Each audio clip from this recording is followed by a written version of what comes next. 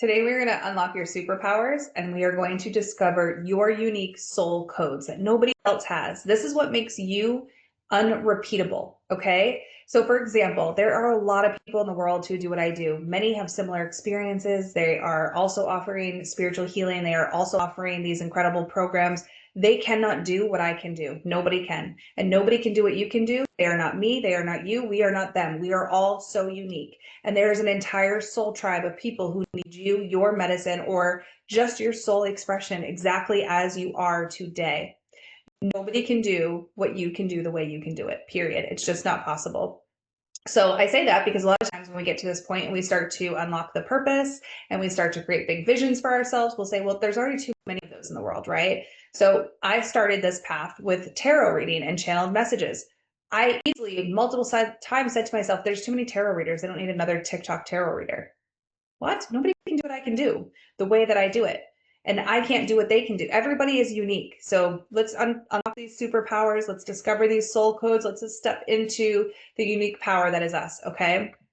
Again, this is what makes you unrepeatable. So you need to own your gifts and activate your frequency. And then you express that divine design that is unique to you into this world. So the first thing we need to do is we need to identify your soul gifts, discover that frequency, gather feedback, and then step into your voice and your mission in a very authentic way. So that doesn't mean we are expressing it in maybe the ways that we've seen it out there, okay? So your natural genius, this is what you do without trying, that others thank you or admire you for, or maybe they even struggle to do it. So what do people always come to you for? What do you love doing that others avoid? What's always come easily to you? What's easy to you? So many of the things that are easy to you, you'll be like, well, they have no value. No, the things that are easiest for you are your natural gifts in this world that other people do not have but need. So the things that you think are easy and you discount because it's like, well, that's so easy. I can't charge for that. That's so easy. Nobody needs that. That's like everybody has that. No, they don't. No, they don't. And they need it and they need you. Okay. So tap into your natural genius. And then I want you to explore your spiritual gifts because everybody has them. Whether you've accessed them yet, whether you've honed them, it's just time to start remembering what's already inside of you. So don't overwhelm yourself with this part, but there's a bunch of different gifts I listed here. I think there's like over 50 of them. There's more than that, but I just listed a lot of the common ones. I want you to just go through and circle which ones align to you. What do you know you carry? Some of these gifts are spiritual. Teaching is spiritual. Artistry is spiritual. Sacred dance is spiritual. Public speaking, these are spiritual things, even if you don't qualify them as that. You might just be thinking like, oh, you have to be a psychic. But I made a whole list here of your natural spiritual gifts, okay?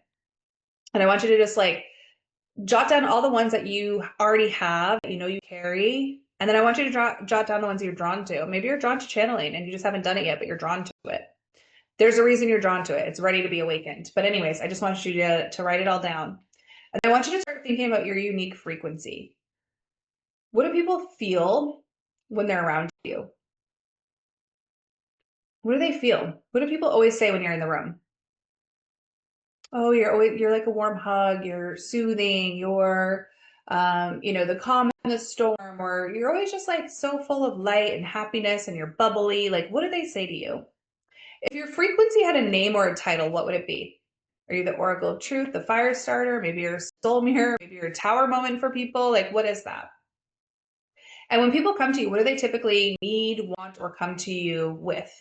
What do you like the go-to person that everyone's always coming to you asking you for help? For example, before I embodied all of this, people always came to me to solve their problem because I could always just understand what was happening. I could see the solution easily. I didn't know I was tapping into timelines at the time. I didn't know what was happening, but like the solutions were always very easy. Name your superpowers, okay? Based on your lived experience, your gifts, your energy, your story, what do you think your top superpowers are? If you allowed yourself to own these unapologetically, what would they be? How would you name them? What would shift for you? So I'll give you an example. One of my superpowers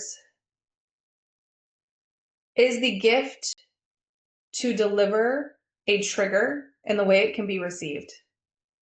So prior to understanding this was a superpower, I used to be a tower moment for people because I didn't understand that I was mirroring back to them whatever they were trying to project into the world. I had no idea. I also didn't know I was channeling. So sometimes I would like say things to them and they would get so upset or offended. I was often misunderstood. And that's totally fine because it allowed me to refine my delivery. And so now when someone does a session with me, I can deliver information that would normally trigger them in a way where they can be open and receive it. So that's one of my superpowers. Whatever yours are, that's just an example. And then I want you to start activating and aligning this. How can you start to bring these superpowers into your life in even small ways? This could be in your relationships, your business, your career, your love life, friendships, family, whatever, okay?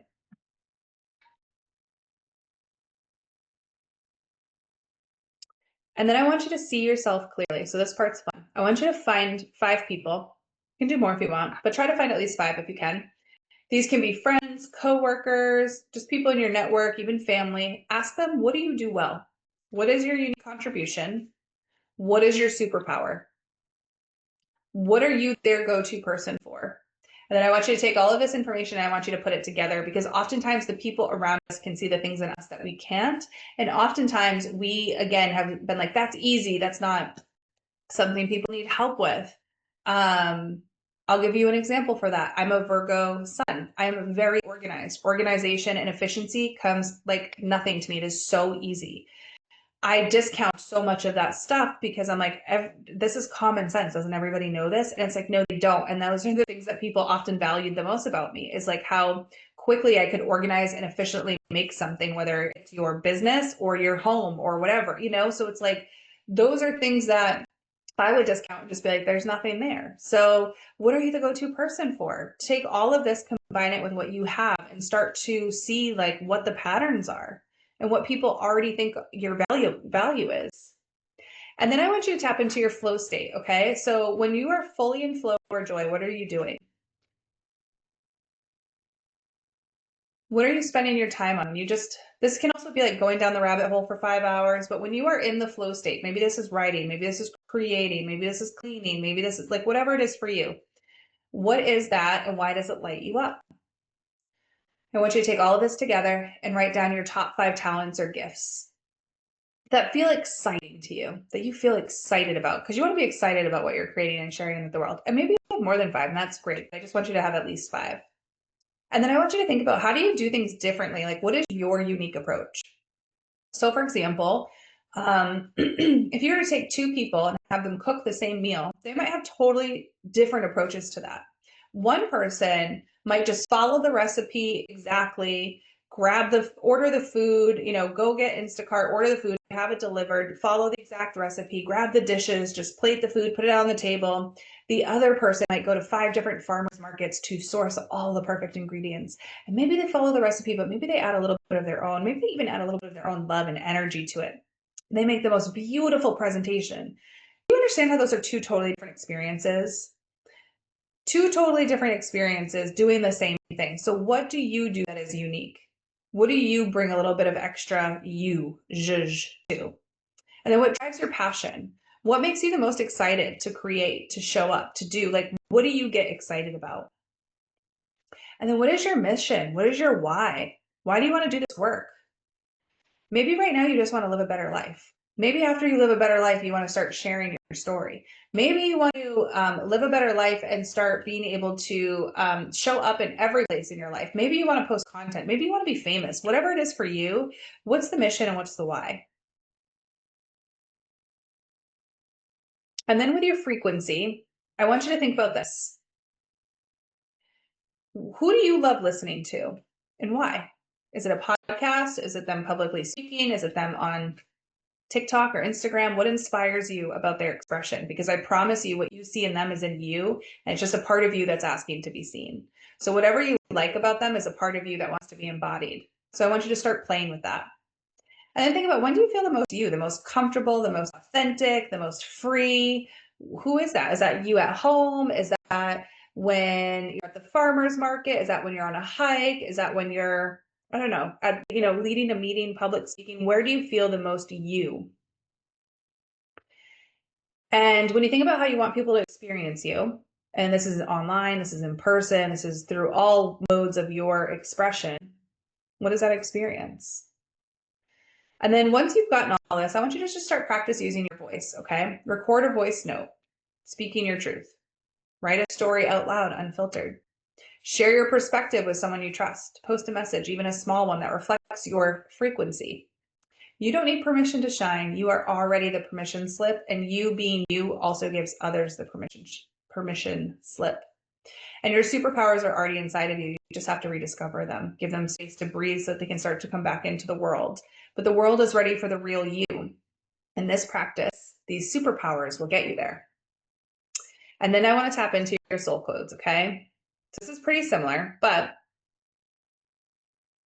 when people are in your presence, what do they feel? And I know we've asked this question, but this time I want you to think about, what do you think they feel? Do you have strangers that come up to you all the time and tell you their life story? Do you have people constantly like emotionally dumping on you? Do you have people who constantly feel inspired by you? I want you to think about how you make people feel, not necessarily asking others how you make them feel, but what do you see?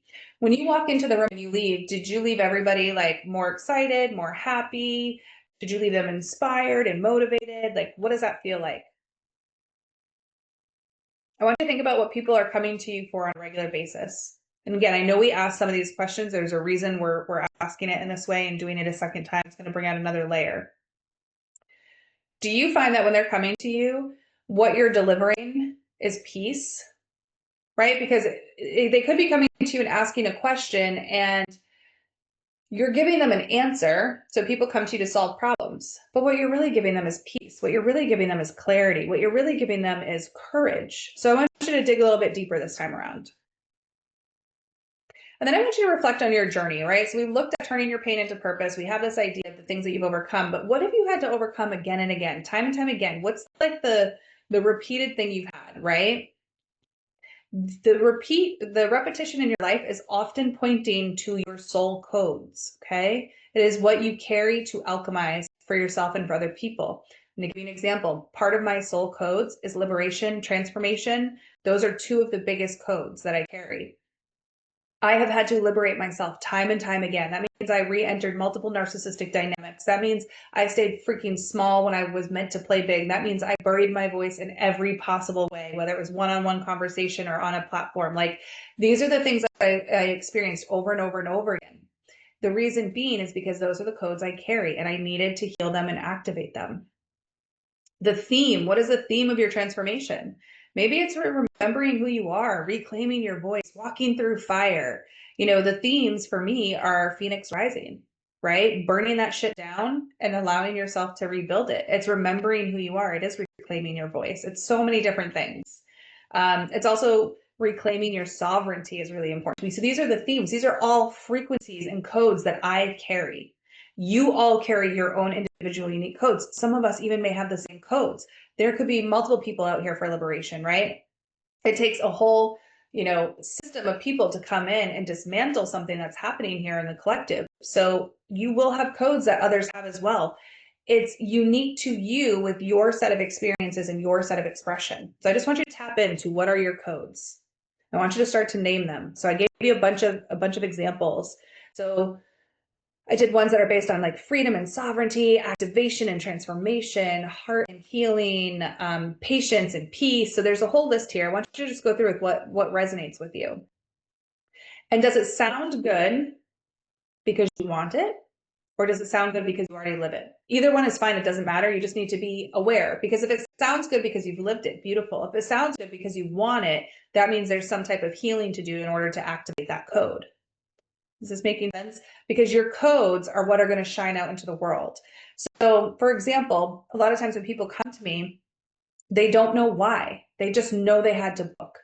I get that all the time. I don't know why you came across my page and I had to book with you. I don't know why I'm here. I was so drawn to you and I don't know why. I feel like I've known you or something. I don't know why, but I just need to work with you. Or they'll be in the middle of a session. I really like you. I want to keep working with you. These are my codes that I carry. They're activated because I've healed those parts. So now they are active in my field. And so a soul who is seeking liberation, sovereignty, transformation, they are going to be drawn to me. I don't even have to do the work. Do you get it? Like, I just show up as myself and they're going to be drawn to me. It may not be the reading I gave. It may not be the post I gave. my codes activate in them, and that makes them want to work with me in some capacity. So when you activate your codes, again, it doesn't matter how you're showing up, whether you're writing a book or you're just doing this in your personal life, this is going to activate all the things that you want. So I want you to create your own codes. So write the words, symbols, energies that feel like home to you, okay? Write your own code phrases. I gave you a bunch of examples. I want you to start speaking and living these codes into your life. Okay, so already think about how do you already embody these codes? What happens when you don't? And then what could you do this week to embody it more intentionally? So for me, what could I, where could blah, blah, blah. One thing I'm often looking at is sovereignty. Where am I still not free in my life? Where am I still showing up in some way that is not free and sovereign? And I constantly look for that. And then I set new intentions. I do more clearings and I do more healing work so that I can be sovereign and free in every aspect of my life. When you own the codes you carry, you don't prove your worth. You just start showing up as who you are and the medicine that you are, and the people come to you in whatever way. Maybe that's a book deal. Maybe that's a podcast. Maybe that is a following online. Maybe that is your divine partner. Maybe it's your soul family. Maybe it's just people in the people you already love in your life responding to you differently. Either way, you are meant to activate these codes. So unlock your superpowers, discover your codes, and start embodying them in your day-to-day life, and you will see how it will change and shift your reality very quickly.